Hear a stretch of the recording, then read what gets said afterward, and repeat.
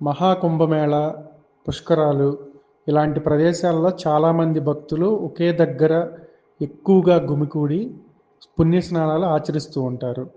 అలా అందరూ ఒకే చోట స్నానాలు చేసేటప్పుడు ఎలాంటి వ్యాధులు వస్తాయి? వాటికి తీసుకోవాల్సిన జాగ్రత్తలేంటి? ముఖ్యంగా కుంభమేళ, పుణ్యక్షేత్ర స్నానాలు, ఈ పుష్కరాల స్నానాలు వీటి వల్ల వచ్చేటి అన్నీ ఎక్కువ వాటర్ బార్న్ ఇన్ఫెక్షన్స్ అనేది ఎక్కువ వస్తాయండి. అంటే ఫంగల్ మామూలుగా ఇప్పుడు ఇచ్చింగ్ అనేది మామూలుగా ఈ గజ్జలలో ఇచ్చింగ్ అనేది ఫంగల్ ఇన్ఫెక్షన్స్ అనేది ఎక్కువగా వస్తాయి.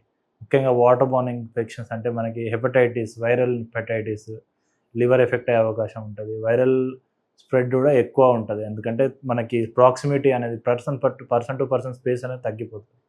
సో ఈజీ ఏ ఏ డిసీజ్ అయినా ఈజీగా స్ప్రెడ్ అయ్యే అవకాశం ఉంటుంది. మళ్ళీ ఒక్కసారి ఆ వాటర్లో డిప్ అయితే మనకు వైరస్ అని, బ్యాక్టీరియా కానీ, ఫంగల్ కానీ వైరస్ వాటర్లో డిస్పర్స్ అయ్యి ఎవరికైనా సోకే ప్రమాదం ఉంటుంది.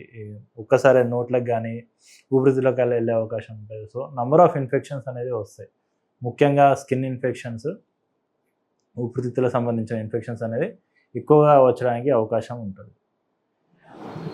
సార్ అయితే మనం అంటే ఈ రిలీజియస్ ఈ పుణ్యం ఇలాంటి వాటి కోసం అని చెప్పి కంపల్సరీ వెళ్తుంటారు కదా, అంటే అవాయిడ్ చేయలేరు కంపల్సరీ, కానీ మినిమం ఎలాంటి జాగ్రత్తలు తీసుకుంటే బాగుంటుంది?